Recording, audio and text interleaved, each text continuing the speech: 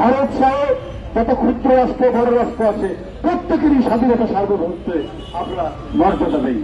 কিন্তু ভারতের শাসক গোষ্ঠী যদি মনে করে সেনা আমি সম্প্রসারণ চালিয়ে আমরা বাংলাদেশ, নেপাল, ভুটান এবং অন্যান্য আশেপাশের দেশ আমরা কবজা করে নেব, এইটা কিন্তু আপনারা মানে পোকার স্বর্গে বাস করছে।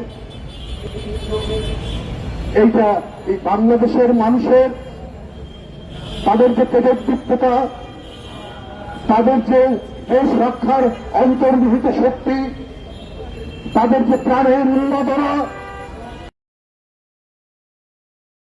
এখনো টের পায়নি। আপনাদের যদি অশুভ ইচ্ছা থাকে আমরাও তাহলে বলবো আমাদের যে নবাবের এলাকা বাংলা, বিহার, উড়িষ্যা আমরা সেইটা দাবি করব। যদি আপনারা এইরকম ভাবে একের পর এক বাংলাদেশের বিরুদ্ধে আগ্রাসী ভূমিকা পালন করে। কই এই যে আমাদের জয়দেব বলেছে তাকে নির্মম ভাবে হাসিনার পুলিশ পেটাচ্ছে, ও বলছে আমি হিন্দু, হাতে তার কি বলে যে আশীর্বাদের সুতা বাঁধা, এটা দেখাচ্ছে, তারপরেও পুলিশ থামছে না। এই যে আমাদের সঞ্জয় 4টা ফার্স্ট ক্লাস শুধু ছাত্রদল করে বলে, শুধু বিএনপির রাজনীতি করে, ছাত্রদল করে, তাকে বিশ্ববিদ্যালয়ে সুযোগ দেওয়া হয়। অবনীন্দ্র দাস অপু, তার স্ত্রী ঢাকা বিশ্ববিদ্যালয়ের ছাত্র ছিল, তার স্ত্রী ঢাকা বিশ্ববিদ্যালয়, সে সরকারি চাকরি করে, শুধু অপুর স্ত্রী হওয়ার কারণে এক কলেজে ভর্তি করে দেয়।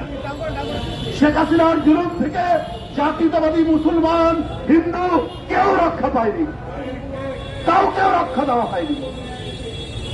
আপনারা শুভেন্দু বাবুরা, উনি শুনেছি এর আগে নাকি অন্য দল করছে, প্রায় দল বদল করেন। নীতি ছুট, দল ছুট লোক, আদর্শ ছুট লোক, এদের যে কোনো আদর্শ থাকে না, সেটা ওই শুভেন্দু বাবুর বক্তব্যের মধ্যে দিয়ে আমরা পাই, যেটা ইউটিউবে আমরা দেখি। যাই হোক উপস্থিত বন্ধুরা, আজকে সারা বাংলাদেশের মানুষ জাগরিত।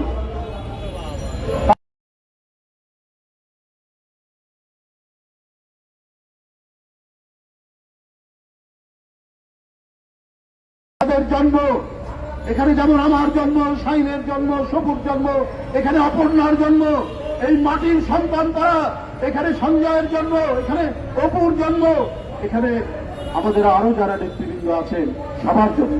ওরা এই দেশকে অন্যের গোলামীর কাছে বিক্রি করবে কেন? এখানে যদি সিরাজউদ্দৌলার, মোহনলাল একসাথে লড়াই করতে,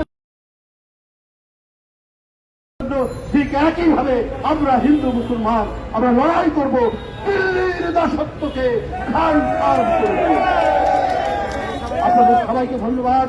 আজকে তারা এখন যে মিছিল করবেন তাতে সকলকে অংশগ্রহণ করার জন্য আমি অনুরোধ জানাই।